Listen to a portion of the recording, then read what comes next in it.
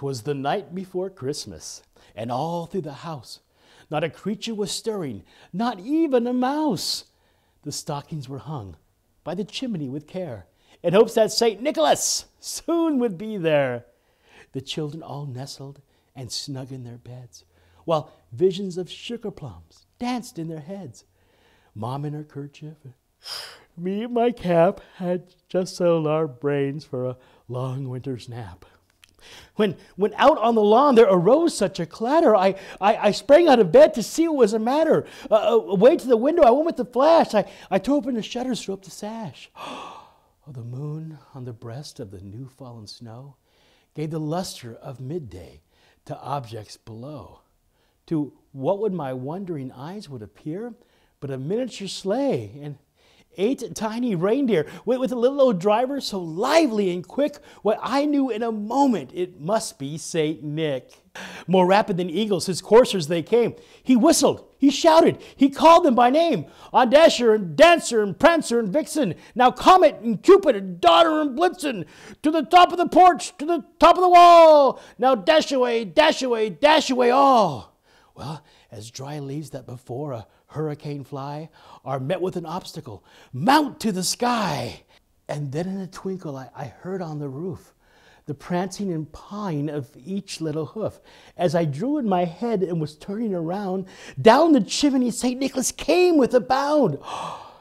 He was covered in fur from his head to his foot.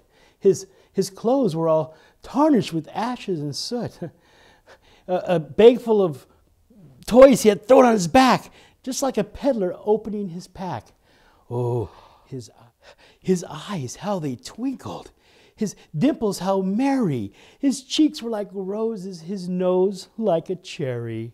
Why, his droll little mouth was drawn up like a bow, and the beard on his chin was as white as a snow. The stump of a pipe he held tight in his teeth, and the smoke it encircled his head like a wreath. He had a broad head and a little round belly that shook when he laughed like a bowl full of jelly. He was chubby and plump, a right jolly old laugh. Why, I laughed when I saw him in spite of myself. A wink of his eye and a twist of his head soon led me to know I had nothing to dread.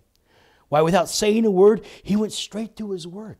He filled every stocking and turned with a jerk, and putting a finger aside his nose and giving a nod, up the chimney he rose. He sprang to his sled and to his team gave a whistle, and away they went like the dawn of a thistle. Oh, ere I heard him explain, as he drove out of sight, Happy Christmas to all, and to all a good night. Now, boys and girls, when you go to bed, when you wake up, it's going to be Christmas.